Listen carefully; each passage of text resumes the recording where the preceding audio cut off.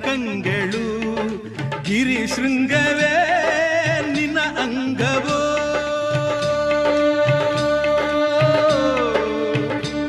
ಓ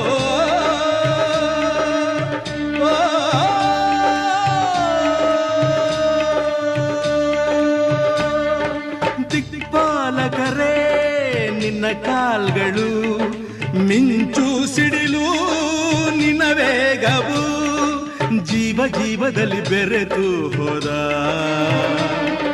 ಭಾವ ಭಾವದಲ್ಲಿ ಕರಗಿ ಹೋದ.